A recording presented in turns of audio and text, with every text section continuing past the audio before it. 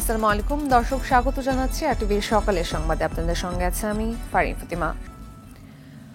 ইসরায়েলের ভূখণ্ডে একের পর এক ক্ষেপণাস্ত্র হামলা চালানো ইরানের বিরুদ্ধে কড়া হুঁশিয়ারি উচ্চারণ করেছেন ইসরায়েলের প্রধানমন্ত্রী বেনিয়ামিন নেতানিয়াহু। বলেন, ইরান বড় ভুল করে ফেলেছে, এজন্য চড়া মূল্য দিতে হবে। নেতানিয়াহুর হাতে হাত মিলিয়েছে বাইডেন। ইরানে হামলা হলে জবাবে বিধ্বংসী হামলা চালানোর হুমকি ইরানের প্রেসিডেন্ট পেজেশকিয়ানের। ফারুক হোসেনের রিপোর্ট।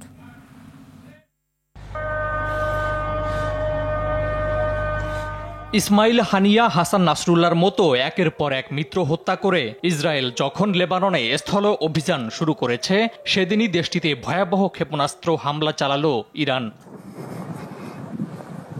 ইসরায়েলে ইরানের এ হামলায় ব্যাপক ক্ষয়ক্ষতির খবর পাওয়া গেছে। সকল ধরনের স্থাপনার সাথে বিধ্বস্ত হয়েছে বিমান ঘাঁটিও। দিনটি ইসরায়েলিদের কাছে দুঃস্বপ্নের মতো। এটি ছিল রকেটের একটি বিশাল আক্রমণ। আমরা আশ্রয়কেন্দ্র থেকে বাইরে এসে দেখি বাড়িঘর সহ সমস্ত স্থাপনা ধসে গেছে, বিধ্বস্ত হয়েছে রেস্তোরাঁ, দোকান, সবকিছু এখানে ক্ষতিগ্রস্ত হয়েছে। এ ঘটনায় পাল্টা হামলা চালানোর হুঁশিয়ারি দিয়েছে ইসরায়েল। ইরানের আক্রমণ একটি গুরুতর এবং বিপজ্জনক উত্তেজনা বৃদ্ধি। এর পরিণতি ভোগ করতে হবে। সরকারের নির্দেশনা অনুসারে আমরা যেখানেই যখনই যেভাবেই দরকার সেভাবেই সাড়া দেব। ইরানকে সমুচিত জবাব দিতে ইসরায়েলের হাতে হাত রেখেছে মার্কিন প্রশাসনও। আমরা স্পষ্ট বলেছি, ইরানকে এর পরিণতি ভোগ করতে হবে। হামলার প্রতিক্রিয়া ঠিক করতে আমরা ইসরায়েলের সাথে সমন্বয় করছি। হামলার পর ইসরায়েলকে ইরানের সাথে সংঘাতে না জড়ানোর হুঁশিয়ারি দিয়েছে দেশটির প্রেসিডেন্ট মাসুদ পেজেশকিয়ান। ইহুদিবাদী শাসকের আগ্রাসনের একটি নিষ্পত্তিমূলক জবাব দেয়া হলো। এই পদক্ষেপ ইরানের স্বার্থ ও নাগরিকদের রক্ষার জন্য ছিল। নেতানিয়াহুকে জানতে দিন যে ইরান যুদ্ধবাজ নয়, তবে যে কোনো হুমকির বিরুদ্ধে দৃঢ় অবস্থান রয়েছে। ফারুক হোসেন, আরটিভি। নোয়াখালী 4 আসনের সাবেক সংসদ সদস্য ও নোয়াখালী জেলা আওয়ামী লীগের নেতা মোহাম্মদ একরামুল করিম চৌধুরীকে গ্রেপ্তার করেছে র্যাপিড অ্যাকশন ব্যাটালিয়ন। মঙ্গলবার রাতে চট্টগ্রামের খুলশী থানার আবাসিক এলাকা থেকে তাকে গ্রেপ্তার করে র্যাব 7। গোপন তথ্যের ভিত্তিতে সাবেক এমপি একরামুল করিম চৌধুরীকে গ্রেপ্তারের সময় 26,200 মার্কিন ডলার, 2,100 সিঙ্গাপুরের মুদ্রা ও বাংলাদেশি 10 লাখ টাকা উদ্ধার করে। এছাড়া খুলনা 4 আসনের সাবেক সংসদ সদস্য আব্দুস সালাম মুর্শিদিকে রাজধানীর ভাটারা এলাকা থেকে গ্রেপ্তার করেছে র্যাব। 2022 সালে খুলনার ফুলতলা এলাকায় হামলা, আক্রমণ ও হত্যার অভিযোগে দায়েরকৃত মামলায় আব্দুস সালাম মুর্শিদিকে গ্রেপ্তার করা হয়। এদিন কুষ্টিয়া 4 আসনের সাবেক সংসদ সদস্য আব্দুর রৌফকে গ্রেপ্তার করেছে rapid action battalion. Bangladesh bank অ্যাসোসিয়েশনের সভাপতি ও নাসা গ্রুপের চেয়ারম্যান নজরুল ইসলাম মজুমদারকে গ্রেপ্তার করা হয়েছে। রাজধানীর গুলশান এলাকা থেকে তাকে গ্রেপ্তার করে ঢাকা মহানগর গোয়েন্দা পুলিশ। এক্সিম ব্যাংকের সাবেক চেয়ারম্যান ও নাসা গ্রুপের চেয়ারম্যান নজরুল ইসলামের বিরুদ্ধে একাধিক অভিযোগে অনেক মামলা রয়েছে। বৈষম্য বিরোধী ছাত্র আন্দোলনে যোগ দেন সুনামগঞ্জের জামালগঞ্জ উপজেলার 3 ভাই। 5 আগস্ট পুলিশের গুলিতে নিহত হয় এক ভাই আর গুরুতর আহত হয় আরেকজন। ভাই হত্যার বিচার পেতে মামলা করায় হুমকির মুখে অন্য ভাই। এদিকে ব্যয়বহুল চিকিৎসা আর উপার্জনক্ষম সন্তানকে হারিয়ে অভাব অনটনে মানবেতর দিন কাটছে বাবা মার। সুনামগঞ্জ প্রতিনিধি শহীদ নূর আহমেদের প্রতিবেদন, জানাচ্ছেন নাদিরা সুলতানা।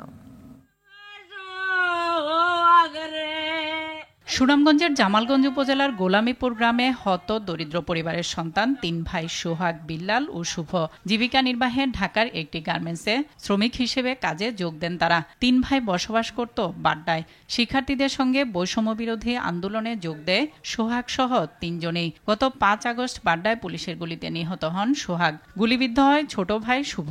এ ঘটনায় সাবেক প্রধানমন্ত্রী সহ 179 জনের নামে বাড্ডা থানায় মামলা করেন নিহতের ভাই বিল্লাল। এরপর থেকে মামলা তুলে নিতে মুঠোফোনে একাধিকবার প্রাণনাশের হুমকি দেওয়া হয় তাকে। ভয়ে গ্রামের বাড়িতে চলে আসলেও নিরাপত্তাহীনতায় রয়েছে বিল্লাল ও তার পরিবার। হঠাৎ করে গোলাগুলি শুরুর মাঝে মনে হলো আমার পায়ে 2টা গুলি লাগছে। রাস্তাতে মারা গেছে। ঢাকা থেকে আমার অনেক নাম্বার দেয়, যেমন হুমকি দেয় যে কেস তুলে নেওয়ার জন্য। যাইতে পারতেছি না ঢাকা, কোনো কাজ কাম করতে পারে না, আমার এলাকায় কোনো কাজ করতে পারে না। এদিকে পরিবারের উপার্জনক্ষম সন্তানকে হারিয়ে দিশেহারা সোহাগের মা বাবা। যে পোলা আছে এই পোলার আমরা পা গুলি রয়েছে, আমরা চিকিৎসা ডাক্তার করাইতে পারি, পয়সার অভাব। আমরা সোহাগে মরিয়া গেছে, আমরা অবস্থাও নেই।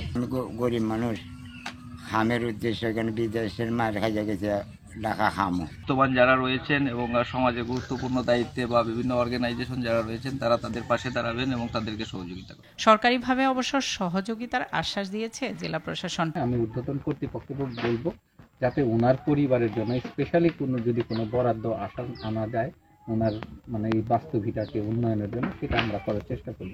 দেশের ক্রান্তিলগ্নে অবদান রাখা অসহায় পরিবারটির পুনর্বাসনে সরকার এগিয়ে আসবে, এমনটাই প্রত্যাশা এলাকাবাসীর। নাদিরা সুলতানা, RTV। এডিস মশার লার্ভা নিয়ন্ত্রণে উদাসীন নগর কর্তৃপক্ষ। ভয়াবহ রূপ নিয়েছে ডেঙ্গু। প্রতিদিনই মৃত্যুর খবর দিচ্ছে স্বাস্থ্য অধিদপ্তর।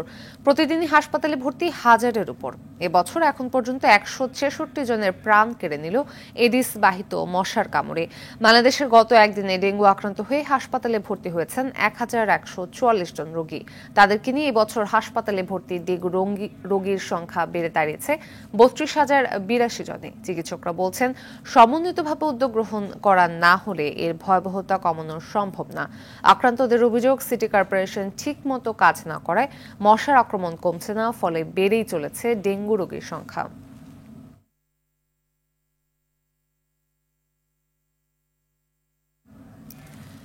এ বিষয়ে বিস্তারিত জানাতে রাজধানীর মহাখালী ডিএনসিসি হাসপাতাল থেকে যুক্ত হচ্ছেন শরীয়ত খান। শরীয়ত, আমাদের জানাবেন যে হাসপাতালগুলোর চিত্র কেমন দেখছেন, ডেঙ্গুর প্রকোপ কমছে না কেন, কি বলছেন চিকিৎসকরা? ফাতিমা, আমি যে হাসপাতালটিতে রয়েছি এই হাসপাতালটিতে গত 24 ঘন্টায় প্রায় 400 রোগী কিন্তু এখানে ভর্তি হয়েছেন। তো প্রতিদিনই প্রায় রোগীর সংখ্যা কিন্তু এখানে বাড়ছে এবং তারা যেটা পেয়েছেন যে বেশিরভাগ রাজধানীর রোগী আছে এবং ঢাকা রাজধানীর বাইরেরও রোগী আছে এখানে। তো বেশি খুব গুরুতর হলে তারা কিন্তু ভর্তি হচ্ছেন। তো দেখা যাচ্ছে যে বেশিরভাগই কিন্তু প্লাটিলেট নেমে যাওয়ায় তারা কিন্তু ভর্তি হচ্ছেন। তো এখানে যেটা দেখতে পেরেছি যে এখন আর তারা যেটা বলছেন যে গত 24 ঘন্টায় যেমন রোগী বেড়েছে প্রায় 10% উপরে। তো সেখানে দেখা যাচ্ছে, আর আমরা যেটা দেখেছি যে গত বছর থেকে এবছর কিন্তু রোগীর আক্রান্তের সংখ্যা অনেক বেশি।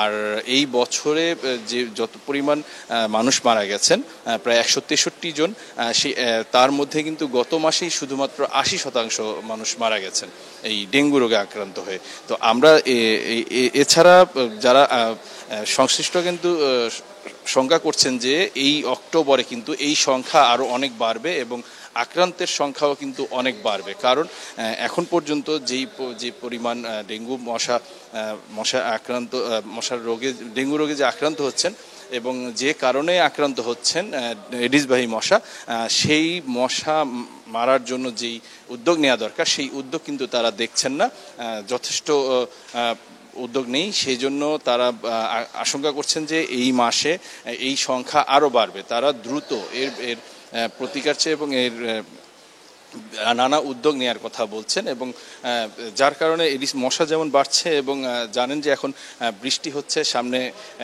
প্রতিদিনই প্রায় বৃষ্টি হচ্ছে, সেই পানির কারণে বিভিন্ন জায়গায় পানি জমে এই এডিস মশা জন্ম নিচ্ছে এবং বিভিন্ন জায়গায় এডিস মশা বৃদ্ধির কারণেই আসলে ডেঙ্গু রোগীর সংখ্যা বাড়ছে এবং সেই উদ্যোগ না নেওয়ায় এই রোগীর সংখ্যাও বাড়ছে। তো এই হলো এখনকার আসলে পরিস্থিতি। ফাতিমা, ধন্যবাদ। এ বিষয়ে বিস্তারিত জানাতে চট্টগ্রাম থেকে সরাসরি যুক্ত হচ্ছেন সহকর্মী সাইফুল মাহমুদ। সাইফুল, শহরে ডেঙ্গু আক্রান্ত কত রোগী হাসপাতালে চিকিৎসাধীন রয়েছে নিয়ে চিকিৎসকরাই বা কি বলছেন? জি ফাতিমা, আসলে যেমনটি বলেছেন চট্টগ্রামে কোনোভাবে ডেঙ্গুর নিয়ন্ত্রণ করা যাচ্ছে না। ধীরে ধীরে কিন্তু ডেঙ্গুর আক্রান্তের সংখ্যা বেড়ে চলছে। গত 24 ঘন্টায় চট্টগ্রামে আক্রান্ত হয়েছেন 66 জন, এর মধ্যে 58 জন চট্টগ্রাম মেডিকেল কলেজ হাসপাতালে চিকিৎসা নিতেন, বাকি 8 জন বেসরকারি হাসপাতালগুলোতে ভর্তি আছেন। তবে জেলা সিভিল সার্জনের পক্ষ থেকে জানানো হয়েছে এই 66 জনের সাথে রিফা আক্তার নামে 30 বছর বয়সী এক নারীরও মৃত্যু হয়েছে। এই চলতি বছর চট্টগ্রামে 16 জনের মৃত্যু হয়েছে এবং যার মধ্যে গত সেপ্টেম্বর মাসে মারা গেছেন 11 জন। এই 16 জন যে মারা গেছে এর ভিতরে 11 জন রয়েছেন নারী এবং বাকিগুলো 2 জন শিশু, বাকিগুলো পুরুষ। ধারণা করা হচ্ছে আসলে গত সেপ্টেম্বর মাস ছিল ভয়াবহতা এবং এই মাসকেও কিন্তু খুব ভয়াবহতা রূপ নিতে পারে বলে ধারণা করা হচ্ছে। যেহেতু আসলে চট্টগ্রাম সিটি কর্পোরেশন কিংবা জেলা উপজেলা প্রশাসনগুলোর পক্ষ থেকে কোনো কার্যক্রম এখনও চোখে পড়েনি ওষুধ ছিটানোর, তারপরও চট্টগ্রাম সিটি কর্পোরেশন তারা দাবি করছেন তারা কিন্তু ওষুধ ছিটাচ্ছেন এবং এই যে ওষুধ ছিটাচ্ছেন বলে তারা দাবি করতেন সেই ওষুধের কার্যকারিতা নিয়েও কিন্তু প্রশ্ন উঠেছে। সেই ওষুধে আসলে যদি ওষুধ ছিটিয়ে থাকে তাহলে কেন চট্টগ্রামের অলিতে গলিতে কিন্তু এখন মশার লাভা পাওয়া যাচ্ছে, এই বিষয়টি কোনোভাবে আসলে উত্তর দিতে পারেন চট্টগ্রাম সিটি কর্পোরেশনের যিনি দায়িত্বে প্রাপ্ত আছেন তিনি। আমরা কথা বলেছিলাম চট্টগ্রাম মেডিকেল কলেজের পরিচালকের সাথে, তিনি জানিয়েছেন তিনি হাসপাতালে 2টি ওয়ার্ডকে ডেঙ্গু ওয়ার্ড ঘোষণা করেছেন, যারাই আসতেছে তাদেরকে উনি পর্যাপ্ত পরিমাণে সেবা দিচ্ছেন, কোনোভাবে কোনো কমতি রাখতেছেন না এবং রোগীরা জানিয়েছেন তারা পর্যাপ্ত সেবা পাচ্ছে। যেই ওষুধগুলো হাসপাতাল থেকে দিচ্ছেন জরুরি ভিত্তিতে তাদেরকে দেওয়া হচ্ছে, যেগুলি নাই সেগুলি বাইরে থেকে কিনে আনা হচ্ছে। তবে জেলা প্রশাসন, উপজেলা প্রশাসন বলি কিংবা সিটি কর্পোরেশন বলি কেউ কিন্তু ডেঙ্গুর সচেতনতা নিয়ে কোনো কাজ করছে না। যেভাবে আছে সেভাবে আছে, আসলে তারা নামে মাত্র আসলে ডেঙ্গু প্রতিরোধ করছে এই বিষয়টি তারা বলে যাচ্ছেন। তবে চট্টগ্রামের অলিতে গলিতে এখনও কিন্তু মশার লাভা পাওয়া যাচ্ছে। ফাতিমা, এই ছিল আমার কাছে সর্বশেষ তথ্য। ধন্যবাদ। প্রভাব খাটিয়ে চট্টগ্রাম উন্নয়ন কর্তৃপক্ষ সিডিএ থেকে শতাধিক প্লট হাতে নেবার অভিযোগ উঠেছে আওয়ামী লীগ নেতা ও সাবেক এমপি মন্ত্রীদের বিরুদ্ধে। আর এ কাজে জড়িত থাকার অভিযোগ খোদ সিডিএর সাবেক চেয়ারম্যান আব্দুস সালামের বিরুদ্ধে। চট্টগ্রাম থেকে সাইফুল মাহমুদের প্রতিবেদন, জানাচ্ছেন সৈয়দ মাহমুদ। 2004 সালে চট্টগ্রাম নগরীর কুয়াইশ ও চাঁদগাঁও মৌজায় প্রায় 170 একর জমিতে গড়ে তোলা হয় অনন্য আবাসিক এলাকা। 2008 সালের জুলাই মাসে 1733টি প্লট বরাদ্দ দেয়া হয় লটারির মাধ্যমে। তবে আওয়ামী লীগ ক্ষমতায় আসার পর 2012 সালে চট্টগ্রাম উন্নয়ন কর্তৃপক্ষের চেয়ারম্যান হন দলটির নগর শাখার কোষাধ্যক্ষ আব্দুস সালাম। এরপর তিনি রাজনৈতিক প্রভাব খাটিয়ে লটারির বাইরে গিয়ে অনেককেই প্লট বরাদ্দ দেন। অভিযোগ রয়েছে সালাম চেয়ারম্যান হবার পর মূলত নকশা বদলে যায়, ভরাট করা হয় পুকুর, খেলার মাঠের জায়গায় হয় ভবন, এমনকি ওয়ার নিজাম রোডের আবাসিক এলাকায় সালাম নিজেই করেন বাণিজ্যিক ভবন। যারা দায়িত্বশীল ডেভেলপার ছাড়া 90% মানুষই বা ভবনেই কিন্তু অনুমোদিত নকশার ব্যত্যয় ঘটিয়েই কিন্তু এটা নির্মিত হচ্ছে। যেখানে পার্কিং রাখার কথা সেখানে পার্কিং নেই, কোনো ভবনে অগ্নি নিরাপত্তার ব্যবস্থা রাখার নেই এবং যে সমস্ত বিল্ডিং কোড মেনে বিল্ডিংগুলো তৈরি করা দরকার সেগুলো মানা হচ্ছে না। এক কথায় সিডিএকে কেউ তোয়াক্কাই করছে না। আওয়ামী লীগ সরকারের সাবেক মন্ত্রী হাসান মাহমুদ, ইঞ্জিনিয়ার মোশাররফ হোসেন, দিলীপ বড়ুয়া, ডাক্তার আফসারুল আমিন, আনিসুল ইসলাম মাহমুদ, দীপঙ্কর তালুকদার, নুরুল ইসলাম বিএসসি, সাইফুজ্জামান চৌধুরী জাভেদ, বীর বাহাদুর উষয় সিং, সাবেক হুইপ শামসুল হক চৌধুরী, সাবেক MP Fazle Karim Chowdhury, ABM Abul Kashem, M A Latif, Mainuddin খান বাদল, চেমনারা বেগম, ঢাকা বিশ্ববিদ্যালয়ের সাবেক ভিসি এ কে আজাদ চৌধুরী, আওয়ামী লীগ নেতা মাহাতাবউদ্দিন চৌধুরী ও মুসলিম উদ্দিন আহমেদ সহ অনেকেই প্লট পেয়েছেন। নিয়মটা হচ্ছে যে প্ল্যানিং ডিপার্টমেন্ট মানে লেআউটটা সাজায়, লেআউটটা সাজানোর পরে ইঞ্জিনিয়ারিং ডিপার্টমেন্ট ওইটার চেয়ারম্যান অনুমোদন নিয়ে, বোর্ডের অনুমোদন নিয়ে ইঞ্জিনিয়ারিং ডিপার্টমেন্ট এটাকে কনস্ট্রাক্ট করে, মানে বিল্ড আপ করে।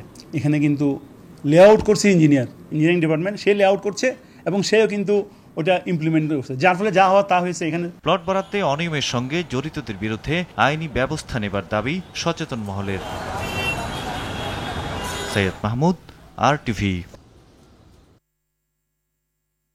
সুপ্রভাতের মধ্য দিয়ে আজ শুরু হলো সনাতন ধর্মাবলম্বীদের বৃহৎ উৎসব দুর্গাপূজার আনুষ্ঠানিকতা। মহালয়াকে বরণের মধ্য দিয়ে পূজার চিরচেনা সেই উৎসবে মেতেছে হিন্দু ধর্মাবলম্বীরা।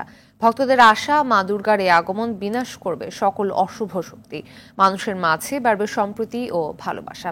রিপোর্ট করছেন সুফেন ফারবি। ভোরের আকাশে সূর্য উঁকি দিতেই দেবী দুর্গার আগমনকে স্বাগত জানাতে ঢাকার বিভিন্ন মন্দিরে শুরু হয় প্রার্থনা।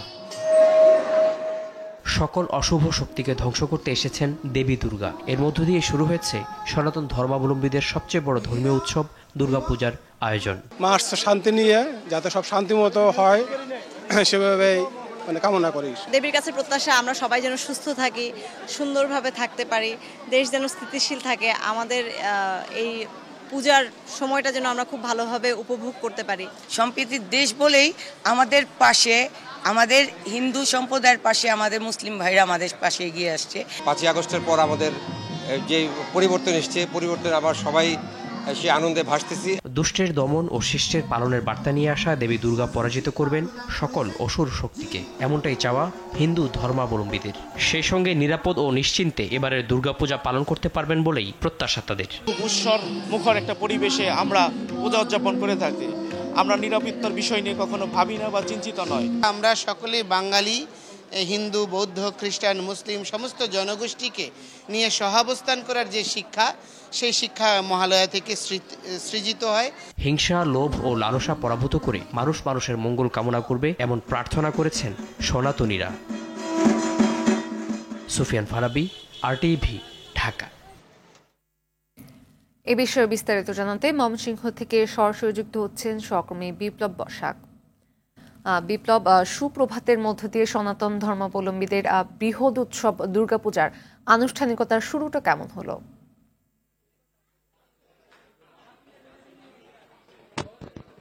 ফাতিমা, আজ মহালয়া, দশপ্রহর ধারিণী দেবী দুর্গার আজ কৈলাস তার পিতৃলোক স্বামীর মর্তলোক ছেড়ে পিতৃলোক ছেড়ে মর্তলোকে স্বামী গৃহে আগমন। আর আজ থেকেই সারা বাংলাদেশে হিন্দু ধর্মাবলম্বীদের সবচেয়ে বড় এবং প্রধান ধর্মীয় উৎসব শ্রী শারদীয় দুর্গা উৎসবের ক্ষণ গণনা। আর আজ থেকে ময়মনসিংহের প্রতিটি মণ্ডপে উলুধ্বনি, চণ্ডী পাঠ এবং ভক্তি সঙ্গীতে কিন্তু দেবীকে আবাহন জানাচ্ছেন।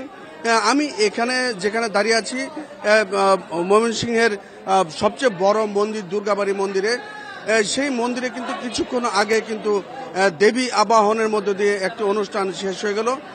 সেই অনুষ্ঠানে কিন্তু ভক্তি পাঠ, শ্লোক, ভক্তি মন্ত্র, সমবেত সঙ্গীত, গীতা পাঠ এবং চণ্ডী পাঠ, এইসবের মধ্য দিয়ে কিন্তু সাংস্কৃতিক অনুষ্ঠান কিন্তু হয়েছে এবং সেই অনুষ্ঠানে কিন্তু প্রচুর পরিমাণ হিন্দু ধর্মাবলম্বী ভক্তরা কিন্তু উপস্থিত ছিলেন এবং কিছুক্ষণ আগেই শেষ হয়েছে। এবং এই দুর্গা পূজা উপলক্ষে কিন্তু ময়মনসিংহের প্রতিটি মন্দিরে মন্দিরে কিন্তু এই মহালয়ার অনুষ্ঠানে কিন্তু এই হিন্দু ধর্মাবলম্বীরা আজ থেকে দেবী দুর্গার আবাহন তারা করেছে এবং আজ থেকে 6 দিন পর অর্থাৎ 9 অক্টোবর কিন্তু ষষ্ঠীতে বুধনের মধ্য দিয়ে দেবী দুর্গাকে বরণ করে নেবেন ময়মনসিংহের 810টি মণ্ডপ। এই জেলার 810টি মণ্ডপে কিন্তু সাড়ম্বরপূর্ণ পরিবেশে কিন্তু এই দুর্গাপূজা অনুষ্ঠিত হবে এবং আজ এইবার কিন্তু দেবী দুর্গা আসছেন দুলা অর্থাৎ পালকিতে চড়ে আর যাবেন গজে অর্থাৎ হাতিতে চড়ে। ফাতিমা, এই ছিল ময়মনসিংহের মহালয়ার সর্বশেষ। ধন্যবাদ। জলাবদ্ধতার কারণে নড়াইল জেলার বৃহত্তম বিল ইছামতিতে 8 বছর ধরে অন্তত 2000 একর জমিতে ফসল চাষাবাদ ব্যাহত হচ্ছে। এক ফসলি জমিতে পরিণত হয়েছে আরো অন্তত 500 একর। পানি নিষ্কাশনের জন্য সরকার 3 কোটি টাকা ব্যয়ে 2টি খাল পুনঃখনন করে, কিন্তু খালের মাথা নদীর সঙ্গে সংযোগ করতে না পারায় পানি নিষ্কাশন হচ্ছে না। নড়াইল প্রতিনিধি সুজয় বক্সির রিপোর্ট, জানাচ্ছেন জুবের আসিন। দেশের দক্ষিণ পশ্চিমাঞ্চলের অন্যতম বড় বিল নড়াইলের লোহাগড়ার বিল ইছামতি। এই বিলে রয়েছে অন্তত 8000 একর ফসলি জমি, যেখানে সারা বছর ধান, পাট, সরিষা সহ বিভিন্ন প্রকার ফসল হতো। সেখানেই এখন সামান্য বৃষ্টিতে দেখা দিচ্ছে জলাবদ্ধতা। অনাবাদি হয়ে পড়েছে অন্তত 2000 একর জমি। আরও অন্তত 500 একর 3 ফসলি জমি পরিণত হয়েছে 1 ফসলি জমিতে। এতে ক্ষতিগ্রস্ত হচ্ছে 25,000-এরও বেশি কৃষক। 2020-21 অর্থ বছরে লোহাগড়া উপজেলার 3.5 কিলোমিটার মিঠাপুর খাল ও 2.5 কিলোমিটার জিয়া খাল 3 কোটি টাকা ব্যয়ে পুনর্খনন করলেও মিঠাপুর অংশে নবগঙ্গা নদীর মুখ বন্ধ করে দোকানপাট ও পাকা রাস্তা নির্মাণ করায় খালের সংযোগ নদীর সাথে দিতে পারেনি। ফলে এ খালের সুবিধা পাচ্ছে না স্থানীয়রা। আমার 3.5 পাখি জমি আছে, পড়ে রয়েছে অচল অবস্থায়, তাতে কোনো ফসলাদি নাই। খাল কাটাতে দেখা যাচ্ছে খালের মুখ খুলে দিলে পরে পানি চলে যাবে, আবার পুনরায় ইরিধান হবে। এই বিলে আজ 7-8 বছর এই পানি ভরতে পারতেছেন, এবার বিলে আমরা চাষ করতে পারতেছি। কৃষি সম্প্রসারণ অধিদপ্তর বলছে পানি উন্নয়ন বোর্ডের সাথে একসঙ্গে কাজ করে সমস্যা সমাধানের চেষ্টা চলছে। আমাদের কৃষি সম্প্রসারণ অধিদপ্তর পানি উন্নয়ন বোর্ডের সাথে ওতপ্রোতভাবে কাজ করছে, যাতে দ্রুততর সময়ে নিষ্কাশন নালাটা, নিষ্কাশন খালটা তারা যাতে করতে পারে। জলাবদ্ধতা দূর করার জন্য খালের সাথে নদীর সংযোগস্থলে 2টি রেগুলেটর নির্মাণের জন্য জমি অধিগ্রহণ করা হয়েছে বলে জানায় পানি উন্নয়ন বোর্ড। এবছরের যে শুষ্ক মৌসুম আসলে আমরা এই রেগুলেটর 2টির কাজ নির্মাণ কাজ শুরু করতে পারবো। তখন মিঠাপুর এবং জিয়া খালের সাথে নবগঙ্গা নদীর সংযোগ স্থাপন হবে, বিধায় এই যে জলাবদ্ধ যে পানিটা জমে আছে এই পানিটা সহজে নিষ্কাশিত হবে। বিলম্ব না করে বিলের পানি নিষ্কাশনের সুব্যবস্থা করে কৃষকদের দুঃখ দুর্দশা লাঘব করা হবে, এমনটাই প্রত্যাশা বিল অঞ্চলের মানুষের। জুবায়ের রাজিন, RTV। আন্তর্জাতিক সংবাদ। ইসরায়েলের রাজধানী তেল আবিবের পার্শ্ববর্তী জাফা এলাকায় বন্দুকধারীর হামলায় অন্তত 8 জন নিহত হয়েছে। এতে আহত হয়েছেন আরও অনেকে। স্থানীয় সময় মঙ্গলবার সন্ধ্যায় এই হামলার ঘটনা ঘটে। এক বিবৃতিতে ইসরায়েলের পুলিশ এই তথ্য নিশ্চিত করেছে। ঘটনায় 2 বন্দুকধারীকে গ্রেপ্তার করেছে পুলিশ। সামাজিক মাধ্যমে প্রকাশিত ভিডিও ফুটেজে বন্দুকধারীদের রেলওয়ে স্টেশনের লাইট বন্ধ করে গুলি চালাতে দেখা যায়। আহতদের মধ্যে 4 জনের অবস্থা গুরুতর, তাদেরকে চিকিৎসা দেওয়া হচ্ছে। ঘূর্ণিঝড় হেলেনের কারণে সৃষ্ট উদ্ভূত পরিস্থিতিতে ব্যাহত হয়েছে যুক্তরাষ্ট্রের আসন্ন নির্বাচনী প্রচারণার কাজ। ঘূর্ণিঝড়ের কারণে নির্বাচনী সফর সংক্ষিপ্ত করে গেল রোববার ওয়াশিংটনে ফিরে গেছেন ভাইস প্রেসিডেন্ট কামালা হ্যারিস। সোমবার ট্রাম্পও কোনো নির্বাচনী প্রচারে অংশ নেননি। এদিন ট্রাম্প শুধু জর্জিয়া অঙ্গরাজ্যের ঘূর্ণিঝড় কবলিত একটি শহর পরিদর্শন করেন। ঘূর্ণিঝড় হেলেনের তাণ্ডবে যুক্তরাষ্ট্রের শতাধিক মানুষের প্রাণহানি হয়েছে। ঘূর্ণিঝড়ের কারণে লাখ লাখ মানুষকে বিদ্যুৎবিহীন অবস্থায় কাটাতে হয়েছে। খেলা খবর, ক্রিকেট। কাল থেকে শুরু হচ্ছে নারী টি-20 বিশ্বকাপ। স্বাগতিক হয়েও আমিরাতের মাটিতে বিশ্ব আসর শুরু করবে নিগার সুলতানার দল। শারজাহ ক্রিকেট স্টেডিয়ামে বাংলাদেশ ও স্কটল্যান্ডের ম্যাচ দিয়ে পর্দা উঠবে নারীদের সীমিত ওভারের বিশ্ব আসরের। স্কটল্যান্ডের বিপক্ষে বাংলাদেশের অতীত অভিজ্ঞতা ভালো, তাই জয় দিয়ে বিশ্বকাপ আসর শুরু করতে চায় টাইগ্রেসরা। অন্যদিকে শুভ সূচনা করতে মরিয়া স্কটিশ নারীরাও। বৃহস্পতিবার বিকেল 4টায় শুরু হবে ম্যাচটি। সকালের সংবাদে পর্যন্তই। সর্বশেষ সংবাদ জানতে যে কোনো মোবাইল ফোন থেকে 24141 নম্বরে ডায়াল করুন। মধ্যাহ্নের সংবাদ দুপুর 12টায় দেখার আমন্ত্রণ রইল। ধন্যবাদ সবাইকে।